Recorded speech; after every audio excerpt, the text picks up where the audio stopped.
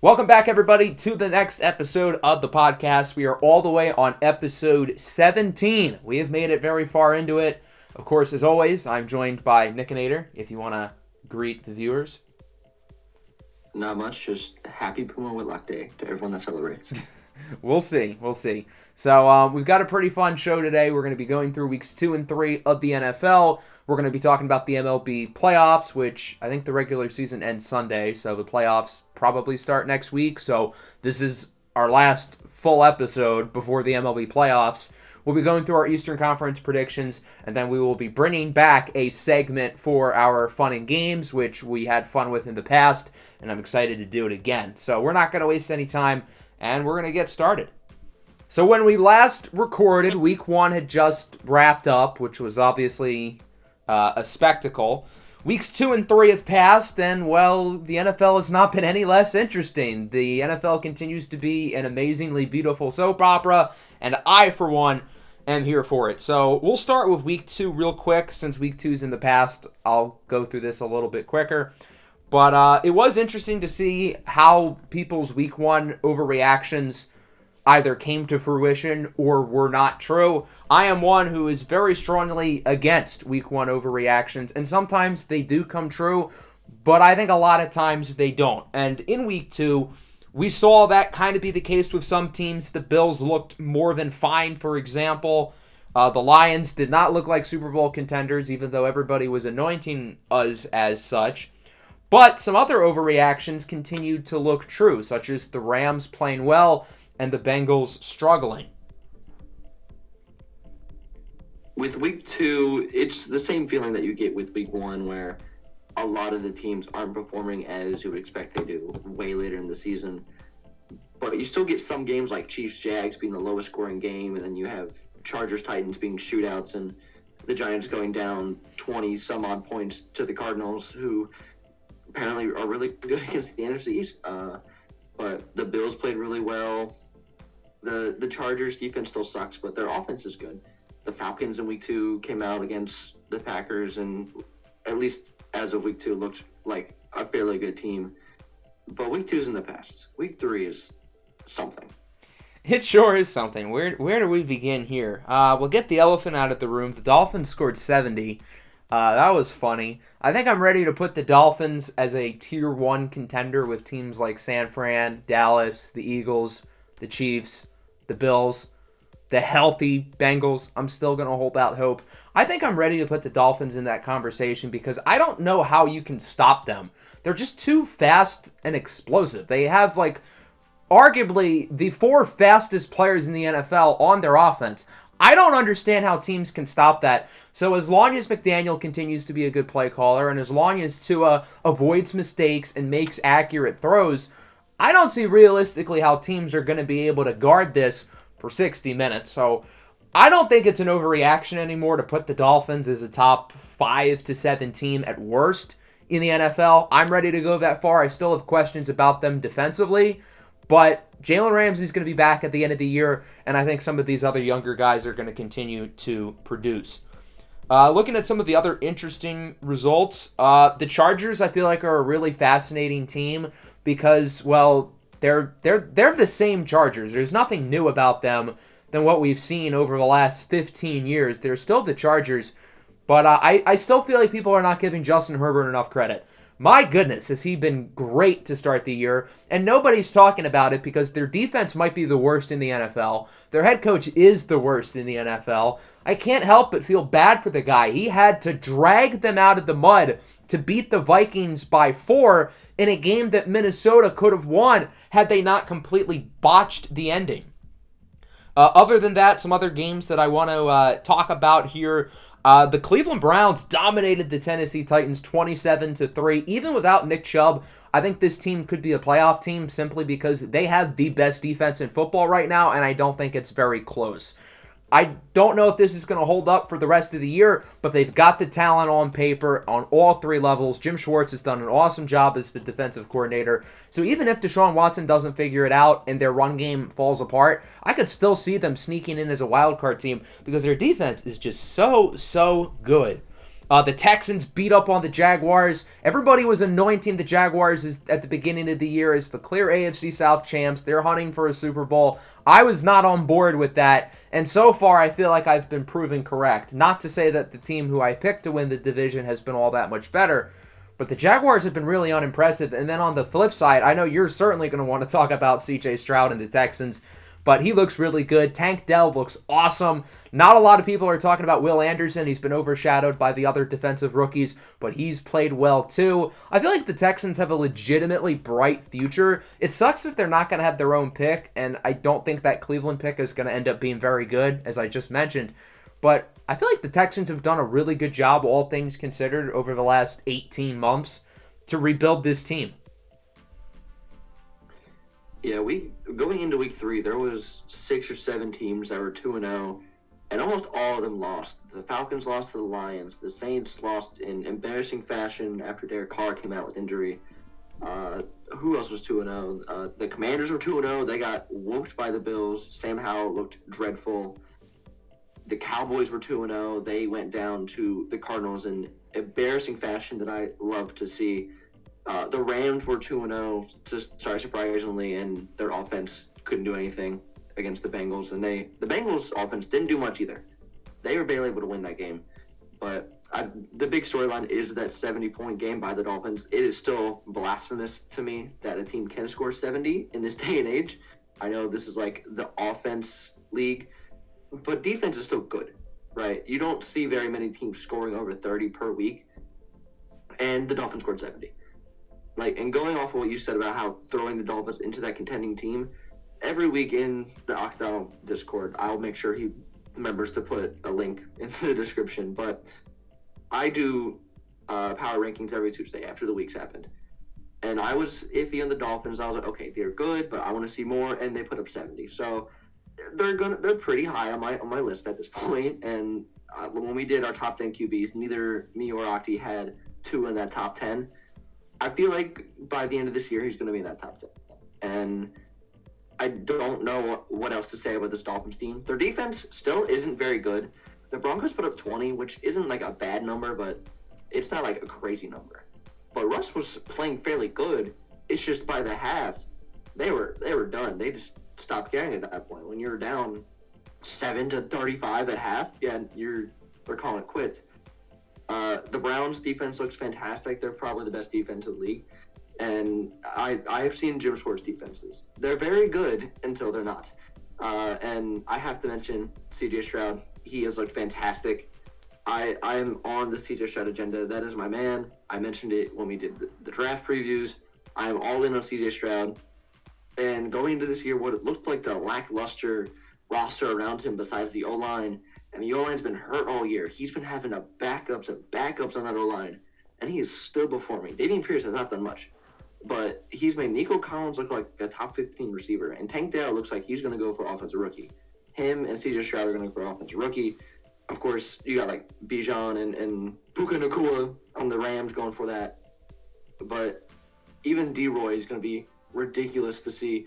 Will Anderson looks fantastic. Jalen Carter looks like he's top 5 at his position already. Like, if you go to PFF, he has like a 90 grade right now. It is ridiculous what he's done.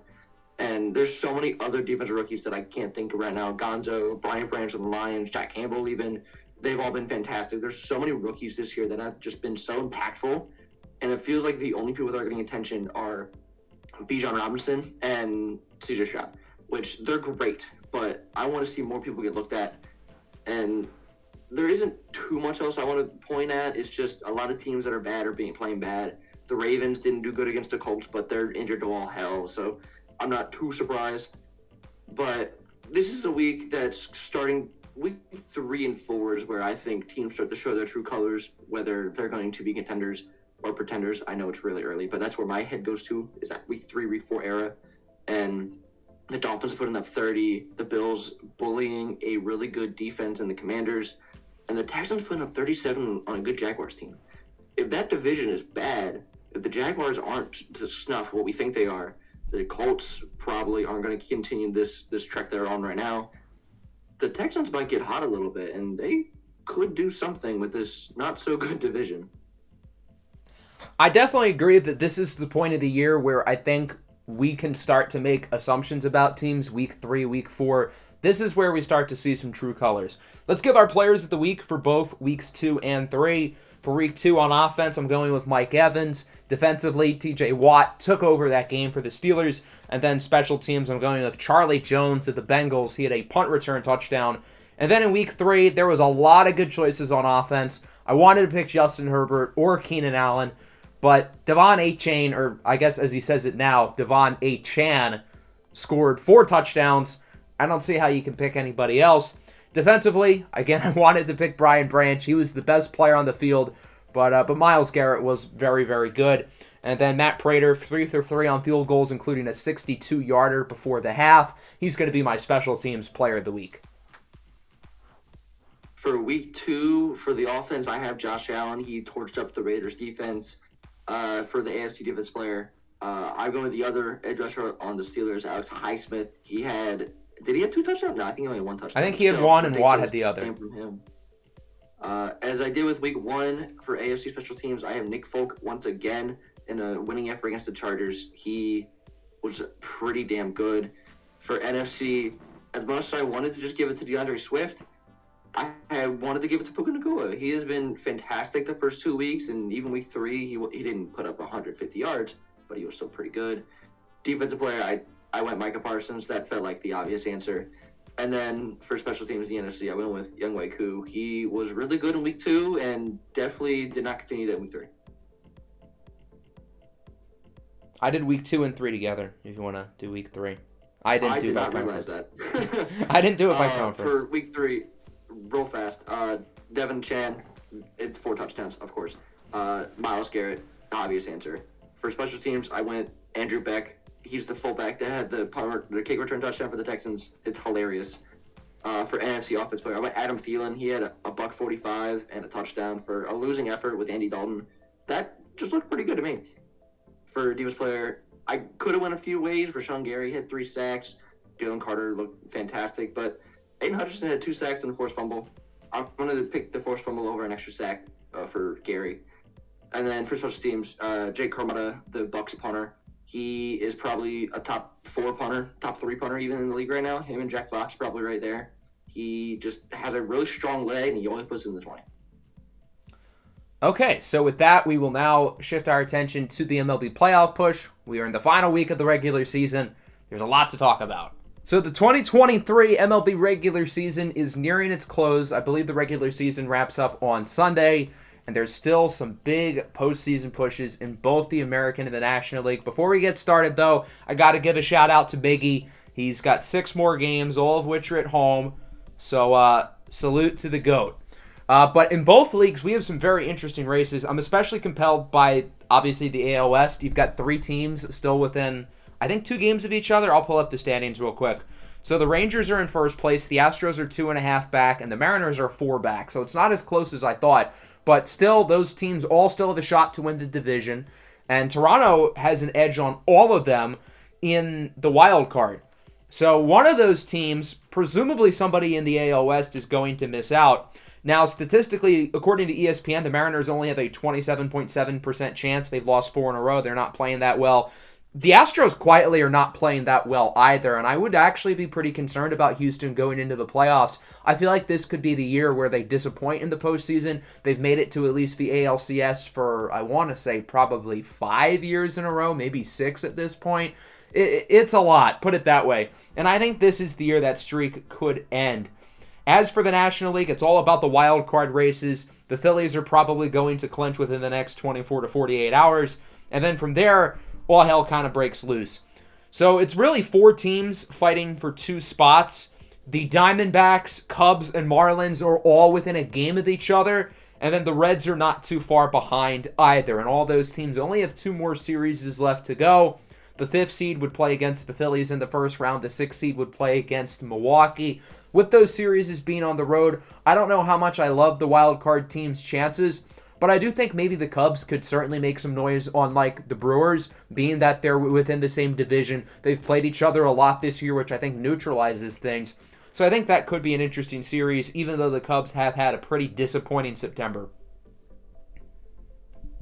continuing with that National League, there's a lot of teams that are technically still in the hunt. The Padres even are technically still able to make the playoffs, but they're probably not going to make it. Again, San Fran, they're a game under 500, but they're only 4 games back or so from the wild card, which isn't too bad of a shot with about 6 or so games left.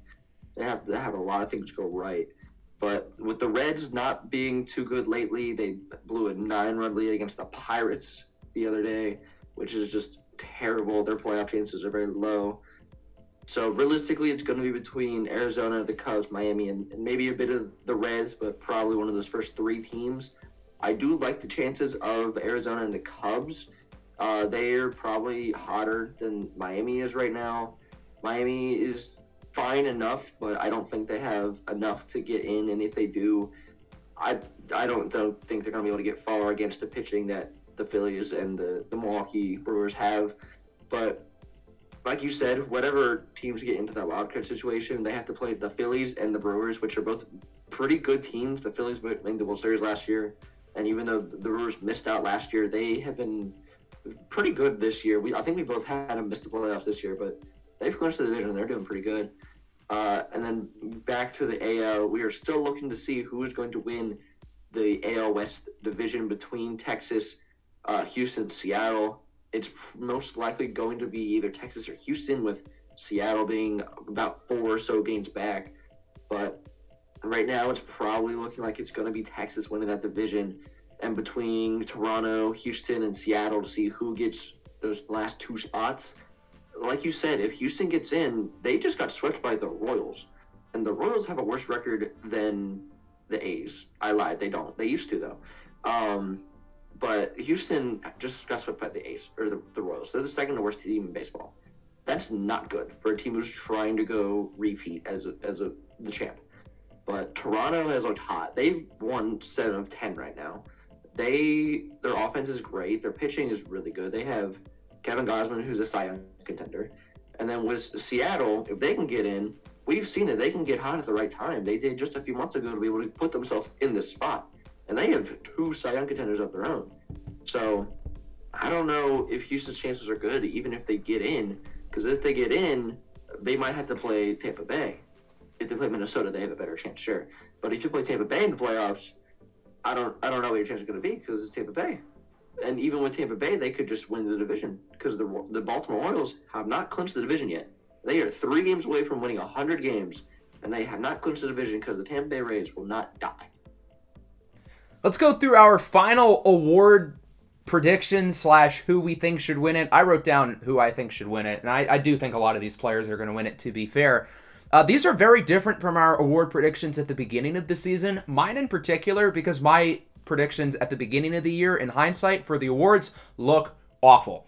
So I will start in the American League. I think these are the more obvious choices for the most part. For the MVP, it's Shohei Ohtani. If you say otherwise, you're wrong.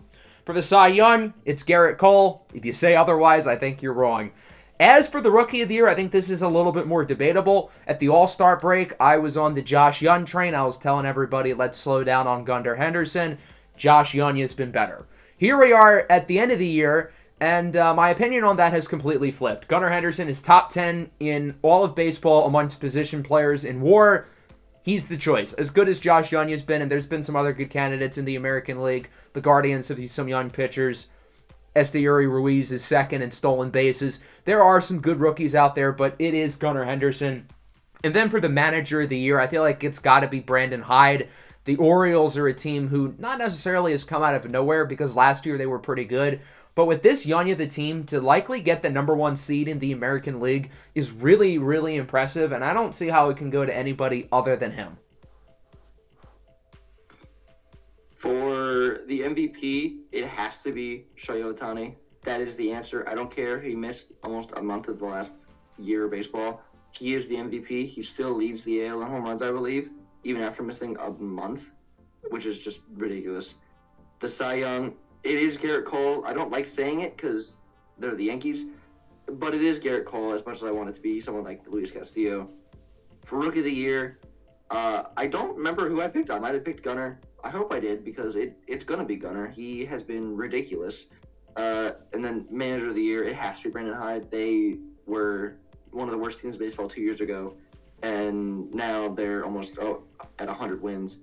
And then hopefully you did NL. I was distracted, but I did not do MVP, NL yet, but I'll continue. I'm going to continue, and you can go after me. But for NL, it's Acuna. That's the answer. I will say I did pick Mookie, and he's probably going to get second, so I was close. For Cy Young for the NL, it's probably going to be Blake Snell. Justin Steele has not had the best couple past starts, but Blake Snell kind of came out of nowhere. But Rookie of the Year for NL, Corbin Carroll. That's the answer. It kind of has to be. He's pretty much just baby Acuna. And Manager of the Year, there wasn't too many teams that kind of came out of nowhere. Maybe you can argue the Diamondbacks manager, but I just went with Brian Snitker, the Braves manager. They're the best team in baseball. Why not? So for the National League, for the MVP, I went with Ronald Acuna as well. I can understand the argument for Mookie Betts. He does have the slightly higher WAR, and his numbers across the board are pretty even. But the reason why I'm going to go with Acuna is because he's played at this high of a level all year. Mookie Betts has been great throughout the entire season too, but I feel like his numbers are a little bit inflated by that ridiculous month of August he had, whereas Acuna has been doing this since April. So he's going to be my pick. If you go with Mookie Betts, I'm not going to argue with you because Mookie Betts has been pretty much just as good. For the Cy Young, just as you said, it's been a two-horse race between Blake Snell and Justin Steele, but I agree as well. I think Blake Snell has pulled away over his past few starts. He's been unbelievably consistent. I think he's the choice. Rookie of the Year, Corbin Carroll. Pretty easy. He's been phenomenal. And then the Manager of the Year, this is the one difference we have with our entire awards. Brian Snitker's not a bad choice, but I decided to go with David Ross with the Cubs. The Cubs were not having a good year for most of the season, and then they were pulled out of the mud, and it looks like they're going to make the playoffs. If they don't make the playoffs, then I might take this pick back and look at, I guess, either the Braves or the Dodgers for the Manager of the Year, maybe Craig Counsell in Milwaukee. But for now, I'm going to go with David Ross under the assumption that the Cubs do end up making the playoffs. So now we're going to go into the NBA. In the last episode, we did our predictions for the Western Conference. Today, we're going to take a look at the Eastern Conference. Throughout the past 10 or so years within the NBA, the Western Conference has been undoubtedly better than the East. And I feel like over the last few years, the East has made it a lot closer. But as I really look at these conferences, I think the West, again, is significantly better in terms of how deep it is. You could argue the teams at the very top of the East are a little bit better. But the West has like 11 or 12 good teams. The East has like maybe 7 at most. So for my playoffs, my number 1 seed is going to be the Boston Celtics. Along with them, I have the Heat, the Bucks, the Cavs, the Sixers, and then the Atlanta Hawks, grabbing those top 6 spots, getting the playoffs. I think the Hawks are going to figure it out. I think the backcourt of Trae Young and DeJounte Murray is going to be a little bit better here in year 2. I think we're going to see some young guys, maybe like Sadiq Bey or AJ Griffin, improve. As for the 4 play-in teams, the Knicks get the 7th seed. I think they're going to finish a little bit worse than last year, but still pretty good. And now this is where I get a little bit hot-takey. In 8th, I've got the Pacers. In 9th, I've got the Magic. And in 10th, I've got the Raptors. The Raptors are here under the condition that they don't entirely sell the farm, which is very possible. If they don't sell at all, I think they could get 6th or 7th. If they sell everything, I don't think they're going to get a play-in spot. And since I don't really know what I want to do with them, I just kind of put them in the middle for now. But the teams I want to talk about here are Indy and Orlando, who I have grabbing 2 of the play-in spots. I really like both of these young cores. Indiana in particular, I think they're ready to win now. Tyrese Halliburton is a legit number 1 option for a play-in team. Miles Turner might be the most underrated player in the NBA. Benedict Matherin's a good young player. I think Jarris Walker is the perfect fit if you're looking for a rookie who's going to help you win games. And then Orlando, I really like all the talent they've got together, and I really like how all of these pieces fit together. I could see Paolo Banchero and Franz Wagner both having all-star-esque seasons, and they've got some other intriguing young guys as well. Wendell Carter's a pretty good player. Do we see a leap out of Jalen Suggs? I like Anthony Black a lot, the rookie they drafted from Arkansas. Markelle Fultz is a cool player. Cole Anthony is a good player. Jet Howard, the rookie they drafted out of Michigan, is a really good shooter. And then the teams who I do not have in the playoffs, the Bulls are going to be in 11th, followed by the Brooklyn Nets. I think they regress to the mean this year. Then Detroit, Charlotte, and the Wizards. The team that I want to talk about in this group, other than the Nets regressing, is the Pistons. I think Detroit's going to be better this year. I don't think this is the year that the Pistons make the play-in, but I think this team really improves with Cade Cunningham being healthy, a full year of him and Jaden Ivey in the backcourt with Monty Williams as the head coach. I think the Pistons could be a little better than people think, but I don't want to jump the gun on them being a play-in team quite yet. As you said, the Western Conference is definitely the better of the two. When I did my Western predictions, there was at least 11 teams I was looking at. And for this, I pretty much knew who my top 6 were going to be. And then it just was filling up the last 4 spots. But in order, I have the Bucks, the Celtics, the Cavaliers, the Knicks, the Sixers, and the Heat. The Heat could shoot a lot higher if they do get Damian Lillard. But at the moment, Lillard is a Blazer. So for right now, I don't know if he's going to be a Heat. He could be a Raptor. I don't know. And the Sixers digressing, I don't know what the hell James Harden's doing, but assuming he's gone, we're not going to be a top 3 seed. We're probably still going to be a main playoff team, but we're not going to be really good. But then going into these play-in seeds, 7, I have the Hawks. I think they're still going to be very good. They could sneak into one of these top 6 seeds if a team like you said, the Knicks, maybe even the Sixers digress too much, and we see the Hawks sneak in. At 8, I have the Raptors. Again, they could just sell everything, or they could buy all in and go get a guy like Damian Lillard. We don't know, so I kind of throw them in here. At 9, I'm with you on the Pacers hype. I think their roster is great. I think Halliburton is ready to take that leap into superstardom. And I did what people think you're going to do. I threw the Pistons at 10 because I want to be different. In the Western predictions, I had the Pelicans as the 3 seed. I had the Warriors missing out. For the NFL predictions, I did not do anything crazy. I want to go crazy. I want to see Cade Cunningham go off. I want him to be an all-star. I want him to be in that comeback player of the year, if they even have that NBA to be in there. I want to see Jaden Ivey take the next step. I want to see Rashard Thompson go for Rookie of the Year. I want to see Jalen Duran be that guy we know he could be in the paint. Realistically, probably not going to be a play-in team. But I think this is a fantastic young core. And I've seen a lot of hype around Cade for this past offseason that he has been working out. He's been going. And if we get a full year of Cade, Ivy, Duran, Asar, this is a fantastic roster that could sneak into that 10 spot because the bottom of the Eastern Conference is not very good. And then for the teams missing out, at 11, I have the Magic. They could do that leap that I have the Pistons making, but I have them just missing out. 12, I have the Bulls. They're just an aging roster. If they sell, then I wouldn't be shocked. 13, I have the Nets. Their roster is not as good as it was a year ago. Their best player is Mikal Bridges, who isn't bad, but that's not a playoff type team. 14, I have the Wizards. They finally got rid of Beal. They got rid of Porzingis. It's time for them to tank.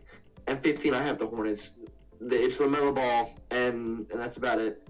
I know they got the rookie who's my brain cannot remember his name, which is a good player and all, but I don't think it's enough to do much else.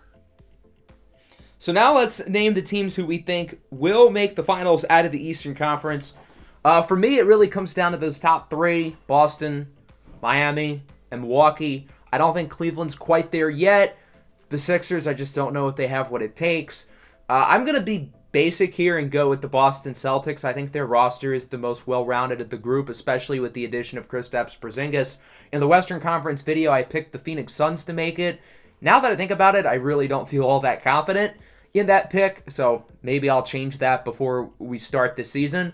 But for my NBA Finals team, I'm rolling with the Celtics for now. For the Western Conference, I went with the Nuggets. I went very basic. For the Eastern, I'm going to get a little crazy. It could very well be the Celtics. They have probably the best starting 5 out of almost every team. The Bucks have Giannis, but there's some turmoil in there, so we don't know. The Heat, again, we don't know what's going on with that. They could get Lillard. If they get Lillard, this changes everything. But I'm going to go a little crazy.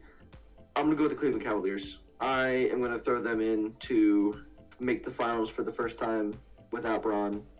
And they'll probably lose to the Nuggets. But if they make it, that'll be something big. If we can get David Mitchell in the finals, that'll be something fun to watch. All right, so with that, we will transition over to our fun and game segment, and I'm excited to introduce you guys what we will be doing today. So for our fun and game segment, we're going to bring something back that we enjoyed doing in the past, and that is trivia. We each have 10 questions that we're going to ask the other person. I guess we're just going to alternate who goes what. So I will ask the first question. Name me the last 10 teams to lose the Super Bowl. Okay, well, last year it was my Eagles. That's 2023. And then past year was the Bengals against the Rams. Yeah, Rams. Mm-hmm. And then before that, was that the Chiefs-Niners Bowl? Yes. Wait, no, it wasn't. There was one No. before that. There was one after in the middle. Okay, that's still one Chiefs-Niners. So the Niners lost Yes, one. yeah. Was that the one I'm missing? The Chiefs-Bucks. Yes. And the Chiefs lost. Mm-hmm. So you're at 4. Was that one? All right, and then after Chiefs Niners, that would be. That's not the Patriots Rams Bowl. I'm missing one, I think. Are you? Am I? Am I? No, you're not. That's the right answer. Okay. All right. So Rams lost that one. Before that, Patriots lost to the Eagles. That's 2017. Then 2016 was that the Manning Bowl with Broncos? No, that's 2015. Panthers lost one. We know that. Yeah, Carolina. Was 2016 the Malcolm Butler interception, or was that 2014? That was 2014. All right, throw that in there. Seahawks. What am I missing for 2016? Oh, Super Bowl 51. I'm stupid. It's the Falcons. Jesus. Yes. And then you got one more. That was the last one I'm missing is what? Seattle Broncos? Yep. Where they put up almost 50. Nailed it. Good work. Boom. I went a little out of order, but I'll take it. It still works. All right. For your first... It works. I got there. For your first question, we're going to keep it with football. Who currently leads the NFL in passing touchdowns? We'll keep it simple. Ooh. It's not Jordan Love, is it? It is not Jordan Love. Okay. He did after week 2. Is it Tua? He put up 18. It is not Tua. He is second. Kirk Cousins. It is Kirk Cousins. I'm not surprised he did something like that. That's on brand. Of course I did. It's my guy. Okay. All right. In the spirit of Ronald Acuna completing a 40-40 season, he is the 5th player to do it ever. Can you name me the other 4? And I feel like we've done a similar question in like the grid game. So, for what it's worth, in the past. I'm sure one of us did. That might be me, actually. I think you were the one who made the question for me. I was. Not going to remember that list. I know Barry Bonds did it once. Mm-hmm. And then one of the A's did it. It wasn't Mark McGwire. Was it Jose Canseco? Jose Canseco. There's 2. Oh, there's one player I'm missing that I had you try and guess. Yeah, there's one obvious one, and there's one who's like who was good, but not necessarily obvious. Not 40-40. I need that list to come back to me. I was so many months ago. My brain. Can I say Ronald Acuna? Does he count? I mean, he's the 5th one. I mean, you can say him, but. All right, I'll make myself feel better. Yeah, there you go. Who am I missing? I don't think Babe Ruth did. Oh, all of these are within the last 25 years. Canseco was the first one. Oh, A-Rod. A-Rod, That's there's the 3. Mm-hmm. One more. Who is the... I know who he is. I forget what team he went to, but he was on a team for 1 year. Yep. Mm-hmm. Out of nowhere, had a 40-40. Mm-hmm. I think he was on, like, the Cubs or something. He did not have the 40-40 season for the Cubs, but he has played for the Cubs. Okay. I'm getting there. It's in my head. He was the last person to do it until Acuna. Alfonso Soriano. Alfonso Soriano. There you go. I remember it because I made the grid, and I kind of had to sit there and made you think of the one other person to do it. It was Alfonso Soriano. Who would have guessed? We'll continue with baseball. So since After World War II, Oh, God. who has the best career ERA plus? Oh. Okay. Do you know how many innings they would have needed to pitch to qualify? Let's check. Because it could be like Mariano Rivera or something, but I don't know if he's thrown enough innings. I'm gonna count starting pitchers. Okay. I should Okay. say that because if it's not, Yeah. then Rivera is number one. But I'm saying starting. Okay. It's pitchers. going to be a weird answer. It's not going to be like Randy Johnson or Nolan Ryan. It could be an older guy. Could it be like, did Bob Gibson play before or after World War II? I know he was a long time I think he ago. was after. Is he the answer? But he's not the answer either way. Okay. No, he's not the answer. Is it going to be someone random like Fergie Jenkins? No, you know who this player is. Okay. Well. Okay. I don't want to ask for a hint yet because he asked me the question 30 seconds ago. Could it be someone recent who's never had like a bad year? Could it be like Clayton Kershaw? He's never had like a high ERA. Is that your answer? That's my next guess. Yeah. It is in fact Clayton Kershaw. Oh wow, that makes sense. Yeah. And it's not. He has a 157 ERA plus. And he certainly pitched enough innings. Jeez, he's one of the all-time best. Holy cow. He's fourth on the list. The top three are Rivera, Bill Foster, and Bullet Rogan. Good old Bullet Rogan. What a guy. Bullet Rogan. Did he pitch before 1900? I think he was. Hold on. He played. Yeah, he played like right before. That makes sense. Okay. That was my cutoff date. So as you made your NBA predictions, you talked about the Hornets. You mentioned you did not remember their rookie's name, and it's kind of funny because one of my questions is, can you name the top 5 players who were drafted in this year's draft? Okay. Wemby. Yep. Scoot went third. Mm-hmm. Don't have to go in order. I'm not. I'm skipping over the second one because I already forgot him. Did both the Thompson twins go 4 and 5? Amen Thompson was 4. Asar Thompson was 5. Just need number 2. Boom. Who? Jesus! It starts with a B. My brain. It does start Brandon with a B. Miller. Brandon Miller. Wow. Okay. I got there. Good job. Good job. I figured it out. You had me do like first overall picks for NBA last time, and I got that one. Mm-hmm. I know a little bit. The other NBA questions are a little harder. Oh, joy. They're not that hard, but they're a little harder. Well, for me, that's difficult. All right, so we're going back to football. Who is the active player with the most career interceptions?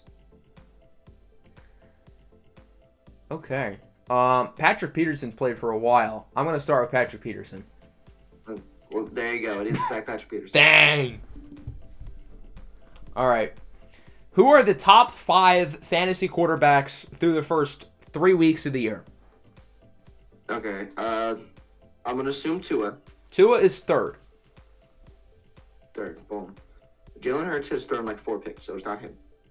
I think he was like 6 or 7. I'm going to throw Herbert up there. Herbert is number 1. Herbert up there. We'll take Mahomes. Mahomes is number 5. 2 more. Kirk Cousins is 9 touchdowns. Is it Kirk Cousins? Kirk Cousins is number 2. Need 1 more. Boom. What number am I missing? 4. 4. Is it Josh Allen? I know he had 3 picks week 1. But It is not. His week 1 tanked him a lot. I think he's probably in the 6 to 8 range as well. I almost went 5 for 5. Who else has been really good? Like, when I was looking at like current stats, the main 3 I kept seeing was just Herbert, Tua, and Kirk. Who? Oh wow, Josh Allen's 10th. Jesus, that week 1 really tanked him. Yes, it did. Let me in my head. Is it Lamar because of rushing stuff? Lamar is not the answer. I think he was 6 or 7 with Hurts. Yeah, Lamar's 6, Hurts is 7. Who else is really good? I don't think it's any of the young guys. Is it Jared Goff? No, I think he was somewhere else in the top 10, probably 8 or 9. He is number 9. And it's definitely not Joe Burrow. He's been dreadful. No. He's probably in like the 20s. Let me see. I got to see his number. 30! I got to see. He's averaging 9 points. I just got to think of good QBs at this point. It's got to be one of them.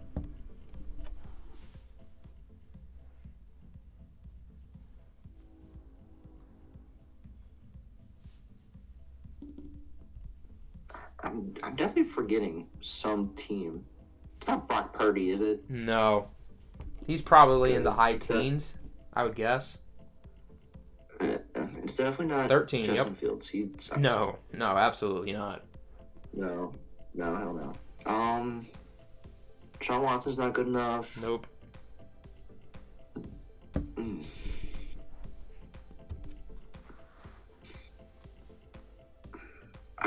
Is it AR? He missed week 3. No. It could have been him if he played, maybe, but he's only played half the season. Yeah. Because he got hurt early in week 2, too. So it could have been him if he never got hurt. Who could I be forgetting? Because I only have like 3 different QBs, and I already said them all. A little surprised you would have forgotten this person. I feel like you like this guy. It's not Jordan Love, is it? Jordan Love, there's your answer. Really? Yep, he's fourth. He's thrown a lot. He's thrown quite a few touchdowns, and he hasn't turned the ball over much. He threw. I know for a fact he had 6 after week 2. Yeah, I think he is 7 and 1 interception. 7 would be third right now, so I'll take it. All right, going to the NBA. So, who is the active player that leads the league in blocks for the postseason? So, career blocks in the postseason. Wow, we're really digging deep.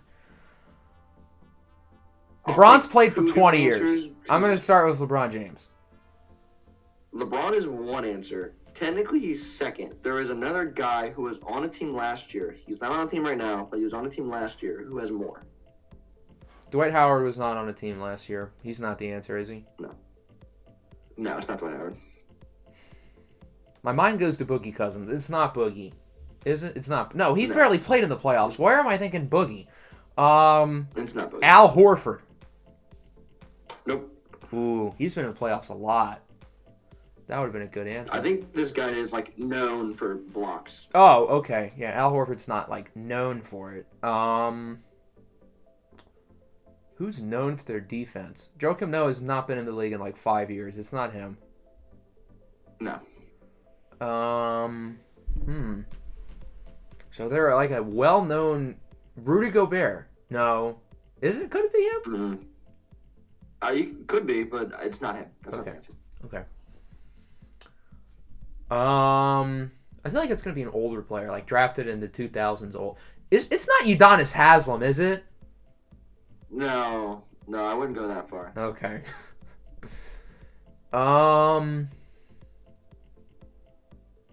Who like recently retired maybe, or is like old and like not on a team, but was a good defensive player. So he's on a team, but he's not on an NBA team. He's on like some other country team. Oh, okay. I forget where. Let's go find out. Okay. Goodness. He's playing in Germany right now. Okay. He's in the EuroLeague. Interesting. But he was on a team for the 2022-2023 season. Okay. I know Kemba Walker just signed with the EuroLeague, but if there's one player it's not, it's going to be 6'1" Kemba Walker. Definitely not Kemba Walker. Are they like known for like a specific team, or have they bounced around? There's one team that I feel like they're associated with, but they did bounce around when they got a little older. Okay, so they do have the team that they played for a while. About half their career they played for one team. Yeah, I would count that. They got traded and bounced around a bit. Okay, I would count that.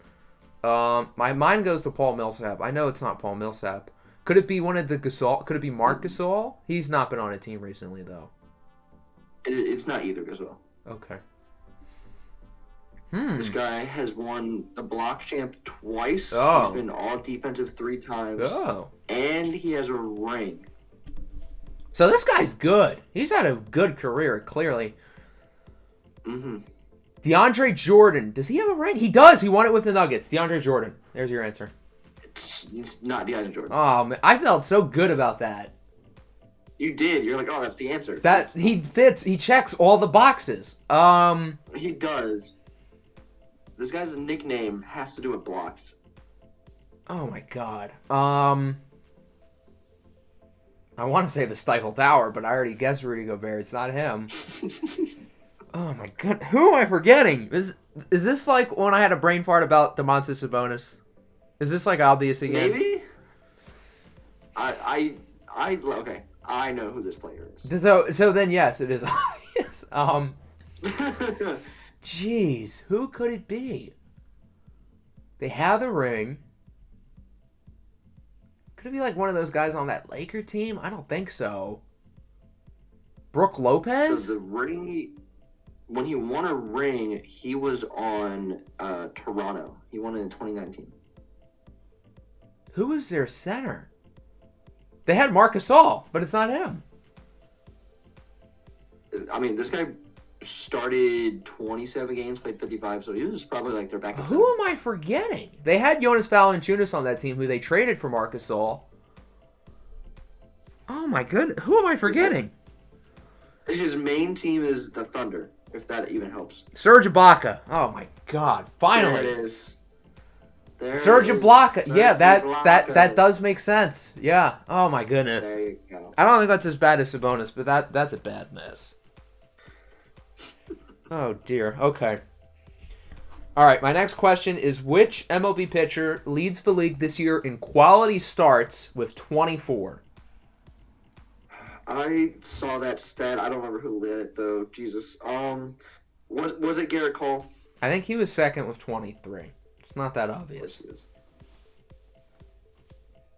I have a player in mind, but he's let up so many hits. I'm just gonna say it. Is it Logan Webb? Logan Webb. There you go.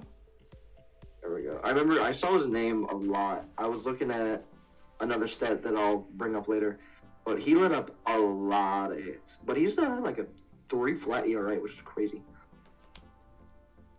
All right. Who was the youngest person? Oh, what? What? We good? Yeah, I'm here. I thought you said something. No, I'm good. Okay. Who was the youngest person to win the Heisman Trophy? Jameis Winston and Johnny Manziel did it as redshirt freshmen. Is this like young in age? In age. That's what I found. So I'll start with Jameis Winston. It is not Jameis Winston. Then I'll go to Johnny Manziel. It is not Johnny Manziel. Okay. So someone who would have been a true sophomore. Lamar Jackson. There you go. Yeah, that makes sense. He was 19, 11 months, and 3 days. Jesus Christ. Jameis was 19, 11 months, and 8 days. Oh, so it's by 5 days. Does it say how old Bryce Young would have been? Because he also won it as a sophomore. And Caleb Williams. Wow, a lot of sophomores. Let me check. Is Drew Aller next kid? So let's see if they're on there. 8 was Bradford. 7 was Reggie Bush. 6 was Barry. 5 was Archie Griffin. Mark Ingram, Rashawn Solomon, and then Jameis, and then Lamar. Okay. That's what the list is. Okay, that could be older, but Bryce Young also debuted in the NFL at 22, and Caleb Williams will at 22, so those guys are also, I think, a little bit older for sophomores, so I could see them not being there they're as well. probably like 20, 21 at that point. Okay. All right. My next question for you. So, in the NBA, there's 3 teams who have not made the conference championship since 2000. Who are they? Okay. Is one of the Sixers? No, they made the finals with Iverson in 2001. Oh, that was 01. Yeah. I thought you were gonna throw a sneaky Sixers can't get to the second round. Joke. No. All right. Who has sucked for the past forever? The Hornets. There's one. The T-Wolves, or was that with Kevin Garnett? They would have made at least one with Kevin Garnett. I don't know how many, but they're not on the list. The Grizzlies, then, maybe? Nope. I think they made it with the Grit and Grind team in the early 2010s. There's a few teams in the West that I think really used to suck. There's one in the West and one in the East, along with the Hornets, who you already said. The Pistons made it to the conference championship once, Pistons won a championship, yeah. Yeah. I gotta think of teams. Let's see. Where are we doing here? The Thunder, I know, made a finals. Mm-hmm. The Mavs made a finals. Yeah, they won The one. Warriors, the Jazz, maybe? Jazz are not on the list. I can't think of when they would have made it, though. Maybe sometime in the early 2000s. Yeah, probably. Nuggets, definitely. Suns, definitely. Pelicans? Pelicans is too. Boom. All right, back to the East. The Nets. The Nets are incorrect. They made a finals, I think, in 2003 with Jay Kidd and baldhead Richard Jefferson. I think they had Vince Carter, too. Magic, I'm sure, with Dwight and Shaq. Yeah. Pistons already guessed. Pacers, maybe? Nope, they've made it. I think they made it once or twice with Paul George. Yeah, Paul George, Reggie Miller era, I'm sure. Heat, definitely. Sixers, yeah. The Knicks? I would have thought the Knicks would be, but they're not on the list. I think they might have. I guess they would have made one right at the turn of the century. Probably, yeah. The Bucks and Celtics, definitely. Cavs, definitely. I'm missing someone. The Raptors, definitely. Is it the Wizards? The Wizards, there you go. They almost made it that go. one year. I think it was 2017, but they forgot how to shoot the ball in the fourth quarter of Game 7. Cannot believe I forgot about the Wizards. We all know they suck. All right, we're going to stick with NCAA. Who has won a Heisman Trophy, a national championship, and a Super Bowl ring? There are 3 answers. Joe Burrow. Nope. Heisman Trophy? Oh, he didn't win a Super Bowl. Jesus Christ. He win the Super Bowl. Yeah, you're right. Okay, scratch that. Forget I said that one, kids. Mm-hmm. Did any of those Alabama dudes ever win a Super Bowl? Devontae Smith lost. Mark Ingram never won one. I'll help you out a little bit. All 3 of these guys are retired. Okay. Oh, God. I got to go backwards now. Did Eddie George ever win? They're all Hall of Famers? I believe so. I know 2 of them are. Let me check. Did Eddie George ever win a Super Bowl? Yeah. It is not Eddie George. Okay. Gotta try to think of my 90s Heisman winners. Jeez. I don't even know where to begin. Emmett did not win a Heisman. No. Or a national championship, no. I don't think. This is a tough one. Archie Manning? Nope. Okay. He was on the Saints. I don't think he. Yeah, no, you're right. The Saints were awful for forever. They were really bad. And they're all Hall of Famers, so I'm gonna know them all. Charles Woodson. Did he win it? Yeah. There you go. Yeah. He won it with Green Bay. There we go.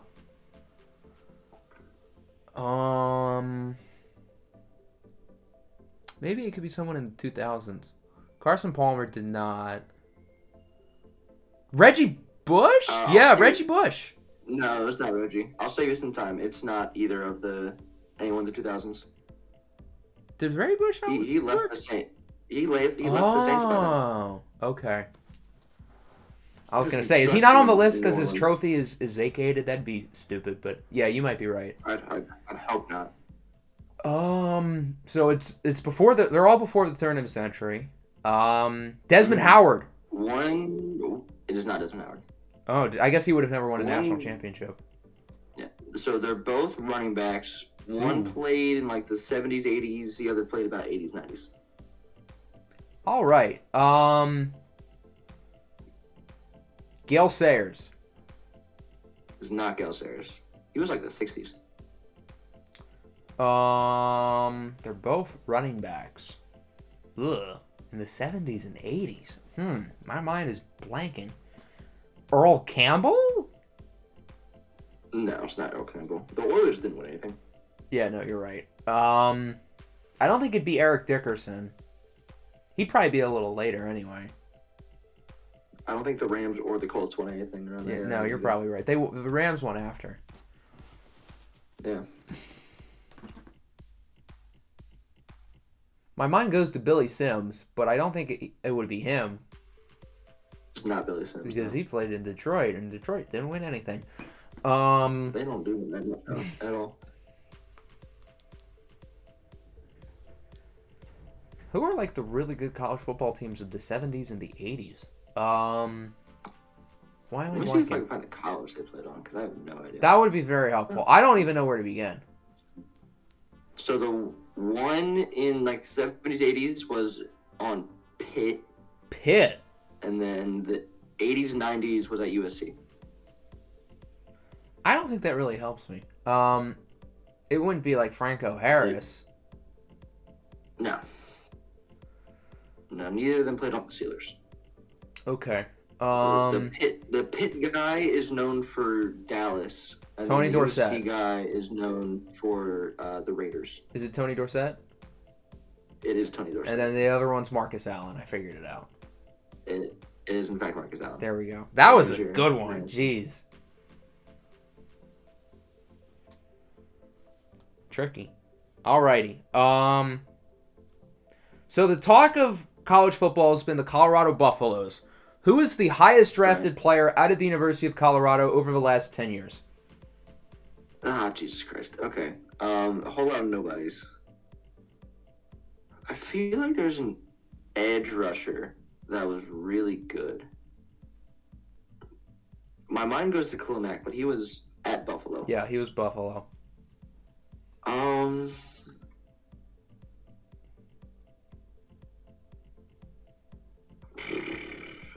You'll know who this person is, but it's not like an easy question.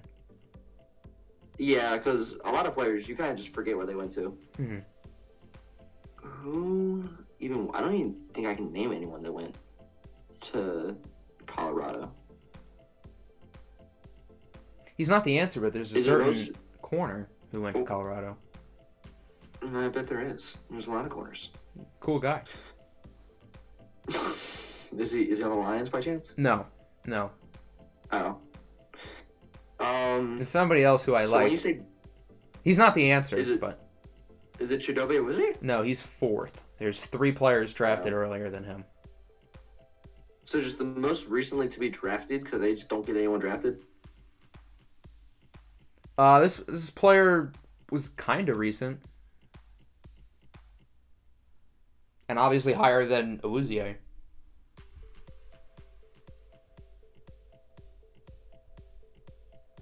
He said highest drafted Colorado in the past 10 years. Was there a tackle that got drafted? Nate Solder was drafted in the first round in 2011. That's not early enough. That's not even past 10 years.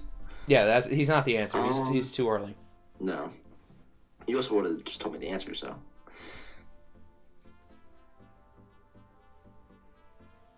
Can I get a side of the ball? Offense. Okay.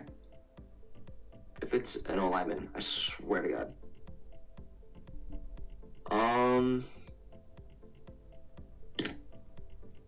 Let me think.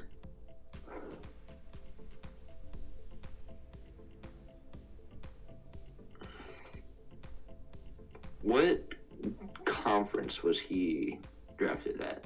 He was drafted in the AFC. AFC.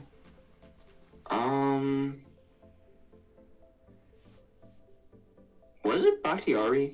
Didn't he go to Colorado? He did go to Colorado, but he was drafted in the 4th round, and he was drafted by Green Bay. Damn. I was almost there.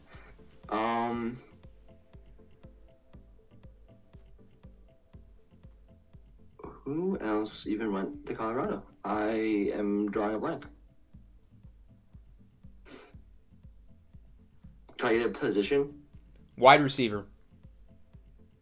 Okay. Colorado receivers. They don't got a lot of those.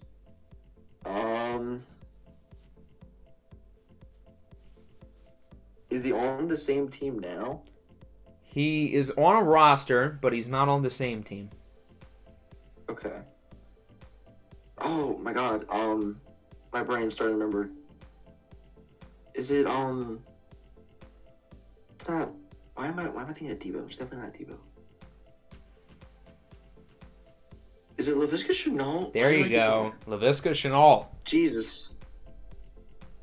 Yeah, they don't got a lot of players, do they? No, he was 42nd overall in the second round. They've had no first-rounders since Nate Solder and Jimmy Smith in 2011. Jimmy Smith went there? Jesus. Yep. All right. Let's go back to the NBA. What forward, so small forward, power forward, whatever you want to call it, which player at that position led the league in assists last year? Which so like according to Basketball Reference? Yeah. We'll start with LeBron.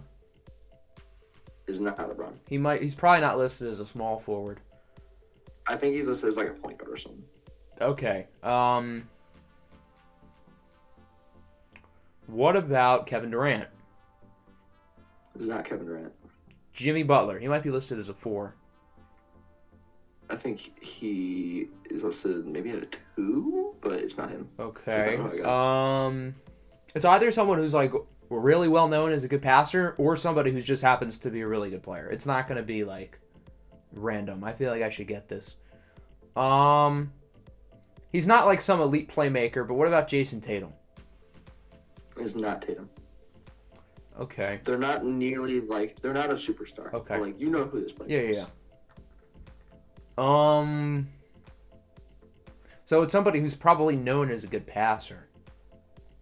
I think they are, but again, I don't know how much you trust what I say. Could it be like Brandon Ingram? It's not Brandon Ingram. Okay. Can I have some sort of hint? They play in the West. Okay. For whatever reason, my mind's going to Josh Giddey, but he's not going to be listed as a 3. That'd be weird if he was. No. They don't. I know Draymond's obviously not a small forward, but they don't have him listed there, do they? They do, and it is. Oh. Okay. All right. I forget if they use a 3 or 4, but he is listed as a forward, and he had 500 assists last year. He is a damn good passer, so it adds up. Mm-hmm. Alrighty. We'll go back to baseball. So, out of all position players this year, who has the highest WAR who has played less than 100 games? As of now. Less than 100. Okay. It's probably... Okay. Oh, is it that Tigers guy? I don't remember his name. He doesn't play on the Tigers. Oh, okay, good. It's not whatever. I forgot. Cody Clemens or whatever his name is. Cody Clemens is not on the Tigers. You have that one rookie or whatever that's you've been popping off. Kerry Carpenter? Not Torque, but the other guy. That guy. It's not Kerry Carpenter, but he is him. Yeah, I thought you were going to pull some Tigers thing on there. All right, under 100 games, best player of WAR. Is it like a superstar that just like has been hurt? No. Aaron Judge would be the answer, but I think he's played like 102. Yeah. Is it Mickey Moniak? Nope. This is probably the hardest question I have on the thing. I'll give you that, but I think you'll know who this guy is. You'll know who he is. What league is he in? Is he AL or no? He's in the National League. National League. Okay. Let me just think of teams. It could be someone in the Nationals, but then again, they don't got a lot of players. It's definitely not anyone on the Phillies, unless it's like Justin Crawford. Is it? No, Josh Rojas. That's what I'm thinking of. But no, it's not Rojas. I don't think he's hit all of them. Because his defense is really good. He only got called up in like August. This player's played pretty close to 100 games. Put it that way. Okay, that makes sense. So he probably got called up like about All-Star break or so. Then maybe June. Who would this be? I'm trying to think. NL East, you got the Mets, but I don't know who else they would have called up. They had Brett Beatty on the open day roster. I don't think they called up really anyone else. The Braves, I don't know who they would be calling up. They got too good of a roster. Could be someone on the Marlins. Did they bring up Khalil Watson? Is he up there? Nope. He's I don't think he's doing that well. He's not even on the Marlins anymore. He got traded for Josh Bell. Oh, that's right. He did get traded. Yeah. I forgot all about that. Yeah, he's with Cleveland. I don't know what level he's in, but he's in Cleveland. Yeah. Um. Yeah. Again, now the Phillies could be someone in the Nationals, but again, it's the Nationals. I barely know the roster. Central. I know the Cubs called up P. Crow Armstrong, but I don't think he's played nearly 100 games. And I don't think anyone was on that roster. And on the Brewers, I think they called up their top prospect, Sal Frelick, but again, I don't think he played 100 games. Nope. The Cardinals, maybe someone that they just had to bench a bunch. Maybe someone like Tyler O'Neill or Nolan Gorman or something. Nope. I don't think so. Can I get a division? NL West. In the West, it's the one I hang on to. Okay. It's not Chris Bryant. Has he just been hurt? It is not Chris Bryant. Okay, that'd be kind of funny. On the Dodgers, I don't know who they even calling up. It could be someone like Chris Taylor, who's just utility, but I doubt it. The Padres, I don't think they really called anyone up. Tatis has played 100 games, right? Yes. Okay. The Giants, maybe, but I think they called up either Marco Luciano or the outfielder whose name I'm forgetting. Deli Again, Ramos? I don't think they played well enough or had 100. Or games. Luis Matos. I know he's been playing fairly well, as far as I'm aware. But it's not either of those guys. Yeah. Can I get the team? He plays for the Colorado Rockies. It is the Rockies. Okay. I kind of know the roster, but not nearly well enough. Did they call up Zach Veen? Nope, not him. Okay. Trying to think of the roster. Ryan McCann is probably the best player, as well as Brendan Rodgers, but they've probably played over 100 games. Chris Bryant's played over 100 games. I could not name you their shortstop. Could not name you their first baseman. Don't they have a good catcher? Is it, oh no, he was an all-star. He's played over 100 games. It's not him. It's Then- not Elias Diaz. It's not him. I was about to say, he's a catcher. He maybe had a couple off days. Is it like their center fielder that I'm just Nope. blanking on? Is it their shortstop that I'm blanking on? Nope. Is it the first baseman that I'm blanking on? He plays multiple positions. He plays corner outfield and corner infield. I think they mostly have him as a corner outfielder, I want to say. I know Chris Bryant's their left fielder right now, so he's probably playing right field. Yeah, he plays pretty much corner outfield. Yeah, well, I could not name you who the right fielder is. Is he like a top prospect or something, or is it just like some random? He was a very good prospect for a little while. He wasn't like at the very top of the list, but like he's been a consistent top 100 guy over a stretch of like within the past 3 years. And my hint is that he was a highly regarded prospect, not with the Colorado Rockies, with a different team. Oh, was he on the Guardians? Mm-hmm.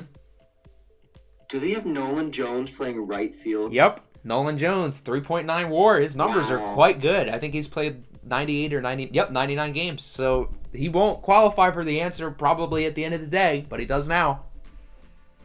That is something. I did not realize they'd put him at right field. But, I mean, he's playing good, so it works. Yeah, clearly. He has a WAR of almost 4. Jesus Christ. All right. Let's continue with baseball. Who has the most career home runs in the World Series? Okay. It's not Jose Altuve, but he's played in 4. We'll start with Jose Altuve. It's not Altuve. That's a terrible guess, I know. It's probably someone like Babe Ruth. They won a lot. No, but you're on the right idea. Yogi Berra, Lou Gehrig. Nope. I think Yogi was second though. Interesting. So it's someone who was like old, who probably played back then. Yeah. Yeah. Okay. Joe Well, you know DiMaggio. No, it's not DiMaggio. Who was Joe DiMaggio, the guy who was with the Black Sox scandal, or is that somebody else? Let's find I feel like out, it's 'cause somebody. I feel like don't know. DiMaggio played after that, but I feel like that might be him. I mean, he's not the answer, but I don't know if he did Black Sox or Okay. not. He's a guy though. He definitely did not play this long ago. But what about Mickey Mantle? It is Mickey Mantle. There we That's go. the answer. Okay, I thought you meant back then, as in like the 1920s. It's like right after Babe Ruth left. But Right? he has When 18 did Mickey career- Mantle play? He pretty much took over for Babe Ruth. Oh, he was that long Let's ago? see. Mickey Mantle stats. There, yeah, he played in like the 60s. I lied, 50s. He started in 51. Okay. I wasn't exactly sure. I know my dad told me the story of him meeting Mickey Mantle on a plane once, so I figured he couldn't have played in like the 1920s. Babe Ruth retired in 35, so less than 20 years later, Mickey Mantle took over for him. Okay.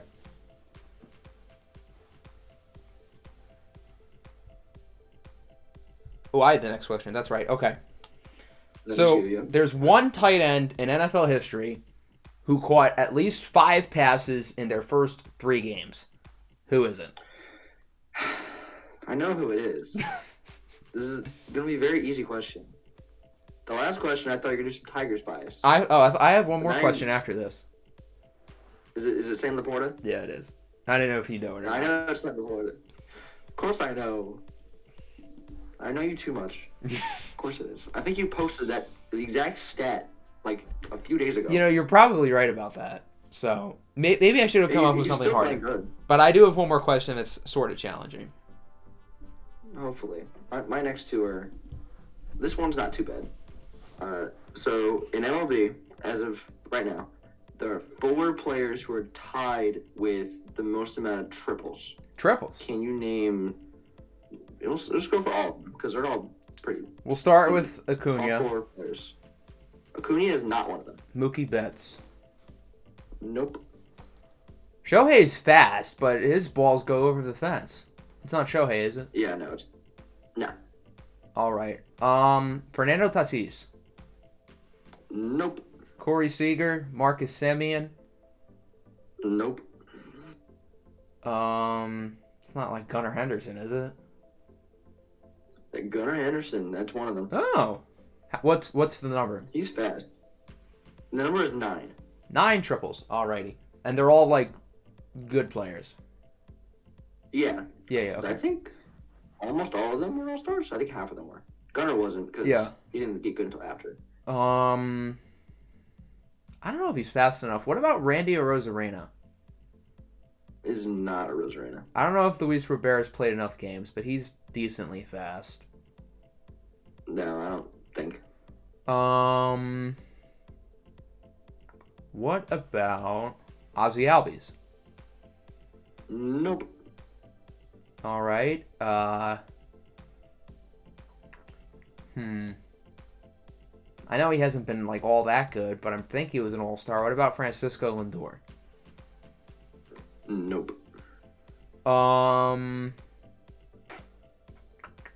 Let's go with Corbin Carroll. There you go. There's Yeah. one of them. Okay, that makes sense. He's pretty fast, that guy. Mm-hmm. So there's one of the all-stars down. Kyle Tucker. Nope. He hits him out. Good point. Let's try. Okay, so neither of these guys were all-stars. Oh, okay. I thought one of them were. Okay. But they are both very close to being all-stars. So they're both like all-star talent. yeah, they're both well renowned as good players. Yeah. But they weren't all stars.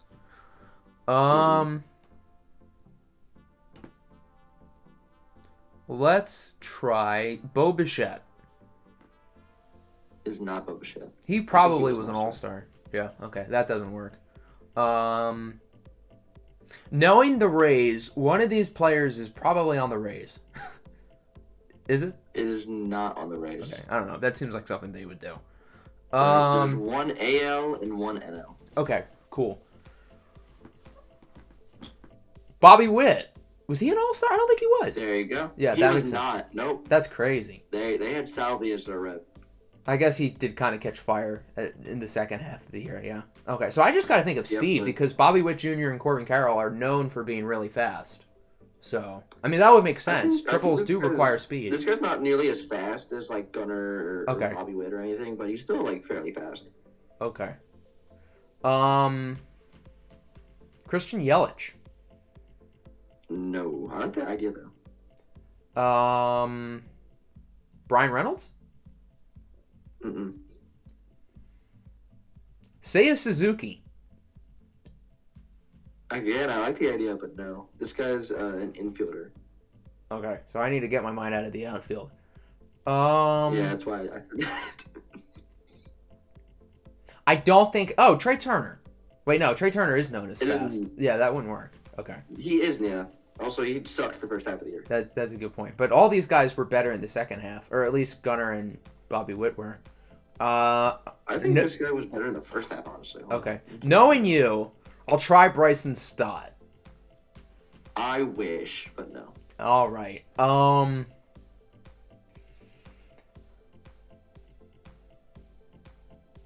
Now my mind's going to Wilmer Flores, but he's not fast enough. Definitely not. No. Mm-mm. What about This is one of your guys. Ketel Marte? There it is. Wow, 9 triples. Yeah, he was not an all-star. That's right. Yeah, that makes sense. Wow, 9 Mhm. triples. Good for him. They gave it to Perdomo. Alrighty, my last question. This is a fun one here. Oh boy. So, out of every player who leads their NBA franchise in scoring all time, who on the list has the least amount of points for said team? Like, for example, Karl Malone, great guy, is number 1 on the list. He has scored more points for his team than any player ever. So, who is last? Okay, so you want me to name the player and the team? I mean, I'm asking for the player, but I mean, I guess if you want to name the team too, that works. Okay. I've seen a bunch of videos of people trying to name them, so I know some of them. Like, maybe AD with the Pelicans? That's a good guess. He's second to last. Ah, Jesus, okay. Alright, it's definitely not the Sixers. I'm assuming it's AI, but he's definitely not last. For the Sixers, it's Hal Greer. That doesn't feel right. AI needs to play like another year or two. I don't care if he's old. I would not have guessed Hal Greer, but there you go. I would not have guessed that. No. I would have guessed like Julius the Erving or something. Bucks. The Bucks with Giannis, maybe. The Bucks is not the answer. I would. Is it Giannis for them at this point? It's probably. I think it Kareem. is. No, it is Giannis. I think yeah, it is. but Giannis is not the answer. Yeah. All right. It's definitely not the Celtics. No. I would assume I there's don't there's John think it's- Havlicek. I don't know who it is, but it's definitely not the Celtics. No. The Heat. I'm assuming it's D Wade, and that's not the answer. Yeah, he would definitely be the answer for Miami. The Knicks, like pre 2000, were actually good, so I don't think it's them with probably They had Patrick Ewing. all their good players. Yeah, Ewing. The Cavs with LeBron, but he played probably enough to get past the first one. Yeah, LeBron's for the Cavs is in like the top 10. Yeah. Is it the Hornets with Kemba Walker, maybe? Good guess. Kemba Walker is 5th. I'm slowly getting there. I don't know who the player is, but maybe the Wizards? It could be like Gilbert Arenas? The Wizards maybe? had I some don't good know who players else is. back in the day. Theirs is Elvin Hayes. No, that's it. Who would it be for the Nets? Would it be Dr. J? Nope. It's definitely not the Bulls. Definitely not the Magic with Dwight and Shaq. The Magic are Pistons used to 3rd be on the good, list so with it's Dwight not Howard. them. Oh, okay. Reggie Miller and the Pacers. He shot too many threes to be Yeah, number one. it's not Reggie. Reggie Miller's pretty high on the list. He's like top 8-ish. Yeah, I figured. It's not the Nuggets. I don't think so. No, Alex English was a bucket. Yeah, that makes sense. It's not the Suns. I'd assume it's like Steve Nash or Charles For the Barkley. Suns, I it's don't think it's either Walter of those. Davis. Well, I'll be. I already said Pelicans. The Clippers, maybe. I For the don't know who it Clippers, would it's be. Randy Smith. He's the one guy on this list whose name I've never seen before. But he's not the answer. Well, there we go. I don't know who he is either, so it's okay. It's not the Lakers. Though I don't think it's the Thunder because of Russ. The Mavs have Dirk, so no. The Warriors have, I assume, Steph or like Will or something. Yeah, Steph recently passed him. The Rockets have Hakeem. He's fifth. The Spurs highest. have like, the Spurs have like 15 Hall of Famers. Tim Duncan's sixth highest. The Blazers is Dame. Is it Dame? Damian Lillard's too high. He's almost at 20,000 points. No, you got a fair point. It might be the guy in the Grizzlies. I don't know who it would be though. Or the Kings. Is the Kings like Boogie or something? The Kings is Oscar I don't know who that Robertson. would be. That would make sense. Even though he didn't It's play in probably the guy Sacramento, in he the played for Grizzlies that then. organization. So I assume that's why. Is the team the Grizzlies? I just don't know who the player is. The Grizzlies are fourth to bottom with Mike Conley. Who am I missing then? You've like surrounded everyone except for number one. The Hawks, maybe? The Hawks had Dominique. I assume he's the answer for them. Yes. Who? I said the Hornets. I said the Wizards. The Nets have Dr. J. The Bulls have MJ. Magic, I already said. The Pistons have Isaiah Thomas. Mhm. Pacers have Reggie. The Raptors, maybe, with like Kyle Lowry. That's like the one spot you missed in the top 10 other than number one. They are seventh worst with DeMar DeRozan. Who am I missing then? Jesus. You've gotten, I think you've mentioned pretty much 90% of the teams. I think I've mentioned every team. I don't know if you've mentioned Minnesota, but it's not them. I think you've said I everybody else. mentioned Minnesota because they have Kevin Garnett. You said this team, but I don't think you guessed the player with this team. But you did say the team. Was it? I said the Nuggets, and they had Alex English. Yeah, it's not Alex English. I said the Suns. They have the one Walter. guy. It's not Walter. The Pelicans. I said AD. That was my first guess. You were second. The Clippers. I said the Clippers. I don't think I guessed who they have. No, because They that was have, like, Randy Randy Smith. Johnson. What a guy. It's not the Clippers. What a guy. I mentioned the Lakers. So I'm assuming it's not them. They have Kobe Bryant is second. Yeah.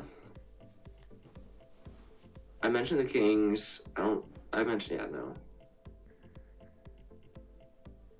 Did I skip over the Kings earlier? It's not the Kings. We mentioned Oscar Robertson. Okay. That's right. I mentioned the Grizzlies, but they have the random guy.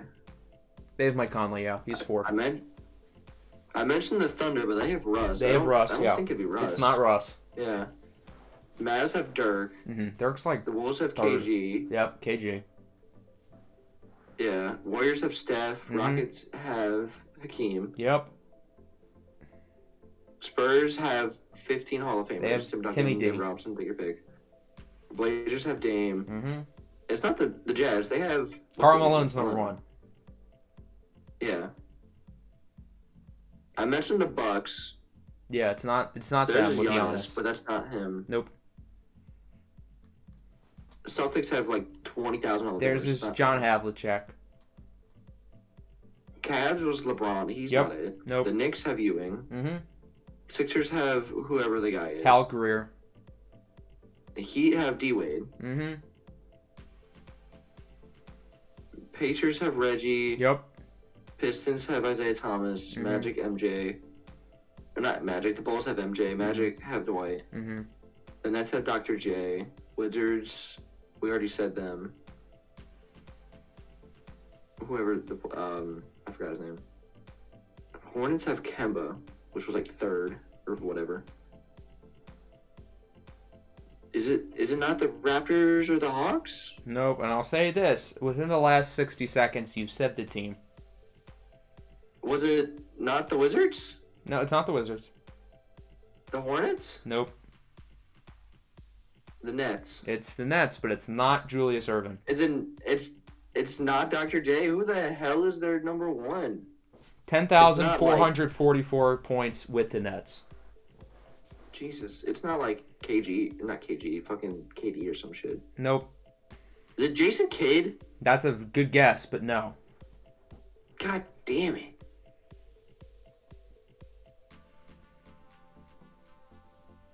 Who else played on the Nets? They don't have a lot of players. No, they don't. That's why they're last. Yeah, exactly. That's my issue. I just assumed it was Dr. J. How does he not have 11,000 points? I guess because he didn't play with the Nets long enough. Or maybe it doesn't count because I think that was with the ABA. I don't know if he played long enough there anyway. But it's not him. Put it that way. Stupid. Is this guy active or? Yes. You'll know who he is. Oh, that's fun. All right, let me get a position. Center. Center, Nets. Is it Brook Lopez? It's Brook Lopez, yeah. Brook Lopez is the leading all-time scorer for the Brooklyn Nets. That Yep. is hilarious. Is the only thing I can say to describe that. Good old Brook Lopez. Good old Brook Lopez. Brook in Brooklyn. Okay.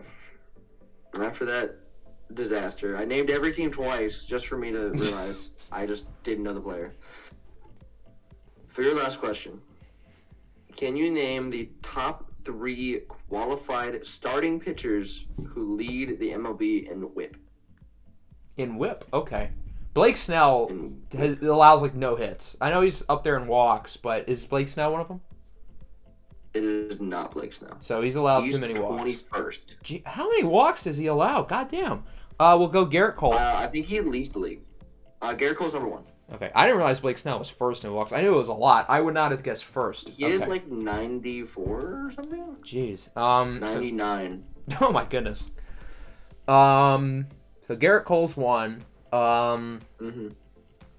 What about I don't know if his numbers are good enough. We'll start with Zach Gallen. Is not Zach Gallen. Would Shane McClanahan have pitched enough to qualify before getting hurt? I don't believe he did, no. Okay. Where is Zach Gallen? Let's find out. I have no idea. It's not Justin Steele, is it? It is not Justin Steele now. Zach Gallen's at 12. Steele is 18. What about Zach Wheeler? I wish. He's at 9. Okay.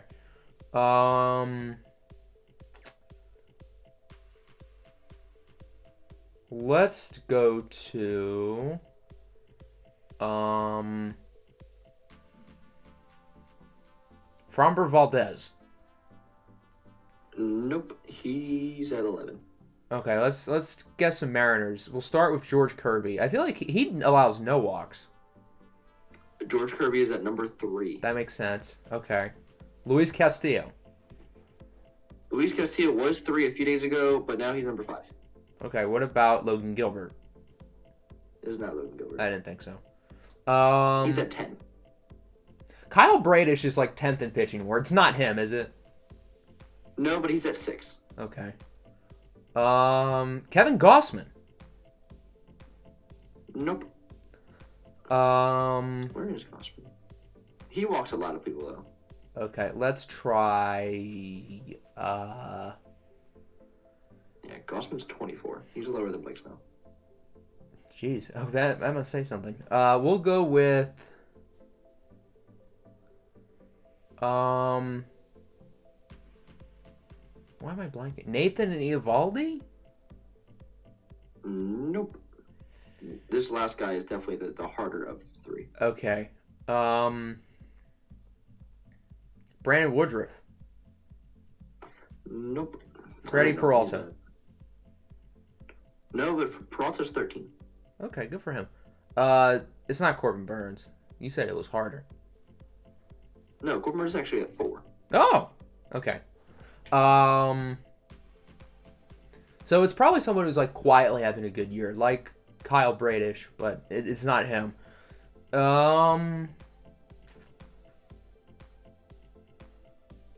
Let's try. It's probably someone on that pitching factory in Cleveland. I know he's not there anymore. What about Aaron Savale?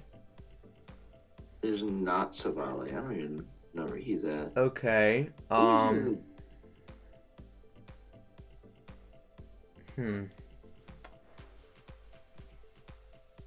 Is it gonna be something weird like Merrill Kelly? Marco is at 25. Okay, that's not a bad number for him. Is this player on a team who's currently, if the season ended right now, would make the playoffs? Yes, his team has clinched the playoffs. Oh. Okay. I feel like it's in the American League then, because the National League, I don't think it'd be anyone on the Braves or the Dodgers, and I already guessed everybody who it could be on Milwaukee. So Orioles, Rays, Twins. Is it Joe Ryan? It is not Joe Ryan. What about Sonny Gray? Nope. Oh, it's not like Pablo Lopez, is it? No, they are all 15, 16, and 17 in order. Okay. I think I just said everybody who's clinched. Nobody else is officially in other than those 6. Who am I forgetting about? I didn't say Clayton Kershaw, but he's not the answer. No. Yeah, I'll save you time. It's in the AL. All right, so it's probably an Oriole, isn't it? Zach Eflin. There it is. He's had a quietly really good year. That makes sense. It makes me mad because he was our closer in the playoffs, and now he's a good starting pitcher because it's the Tampa Bay Rays. Well, the Rays put magic into everything they touch, just like when Wander Franco touches a 14-year-old. That checks out. Alrighty, so that should wrap up the episode. Fun trivia segment, even though I got my mind blank on a couple guys. I think Serge Ibaka was probably the worst one. If you have anything to say before we go, you can say it. There's not much else, just Eagles are winning the Super Bowl, definitely, and Jalen Carter's winning D-Roy. All right, so that'll wrap it up. Next episode should be in a couple weeks. Again, we hope everybody enjoyed. And, yeah, peace out.